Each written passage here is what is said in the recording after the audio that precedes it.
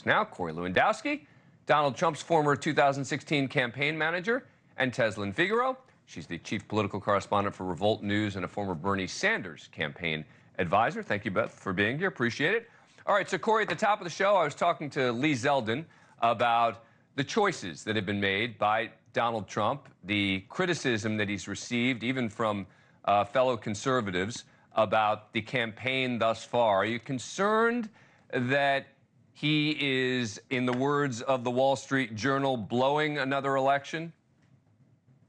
You know, Dan, I don't take a lot of credence in what the mainstream media has said about the Donald Trump campaign. Going back to 2015, when he came down the escalator, they said he had no chance to win. We obviously won in 2016 against what was supposed to be the most historic candidate ever in Hillary Clinton. And so, look, I don't believe in what most of the mainstream media says. It's the American people that have the opportunity to decide the direction of the country that goes forward for the next 4 years. And both of these candidates, Donald Trump and Kamala Harris, now have a record to stand on. Kamala Harris has Joe Biden's record, serving as the #2, and Donald Trump has 4 years in the White House to prove what he was able to do. And it's going to be up to the American people to decide in November which direction they want to bring this country.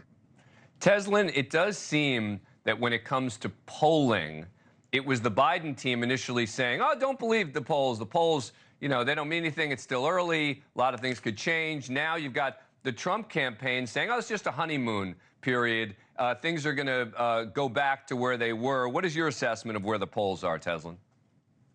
Well, you know, as you know, people like to pick and choose when they decide if the polls are real or not. And I would say that it is concerning that the polls are so close. So it just shows that a lot needs to be done. I would say that Democrats certainly should not take it for granted. A lot of folks believe that they should be much farther ahead than Donald Trump, based upon what we've seen, you know, over the last four years. To Corey's point, a lot of people don't agree with how Donald Trump was as a president. So they should be a little bit not as close as they are. But I do agree with Corey that let's just see what it looks like when it's time to go to the polls. Let's get these debates going, Dan, so we can really see where both sides stand. But it does seem, and Corey, you've talked about this because you're not as concerned with the personal attacks that Donald Trump has been making. I've heard you talk about this publicly. Let me just play one. This is from the press conference yesterday. This is number 12, where he's talking about how low IQ Kamala Harris is. She is considered more left-wing than crazy Bernie Sanders. Look at her. She's worse than Bernie. And she happens to be really a low IQ individual. She really does. She has a very low IQ. We don't need a low IQ. That was actually from a rally, but he basically said the same thing in the press conference yesterday. Corey, I don't see how that helps him, right? Does it? Well, look, when you talk about Vice President Harris's policies, it is a clear differentiator between what Donald Trump thinks. And so, you know, she cannot hide from the Biden administration policies. Whether what about the low IQ stuff?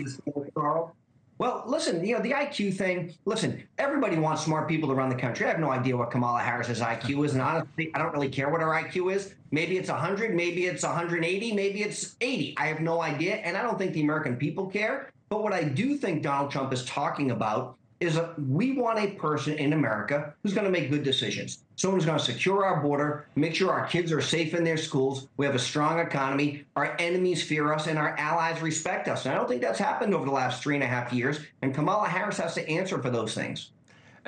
Tezlyn, when you hear things like, you know, low IQ and the insults that come from Donald Trump, do you think that the Harris campaign should be welcoming that? Or is there any concern that here we are, a day after the press conference, talking about Donald Trump, right? Does it work? Has he achieved his goal of getting the media attention away from Kamala Harris and to Donald Trump? Well, Corey didn't answer your question. The answer is, Corey, that it's not working. So although Corey is saying that what Donald Trump is trying to say, he's not saying it. He's not talking about policy. He's talking about her race. He's insulting her based on her IQ. He's talking about if she passed the bar when he never said for the bar, not even once or twice. So these are the things that Donald Trump has always done, historically done, the jabs, the insults, and it's not working. It's just simply not working.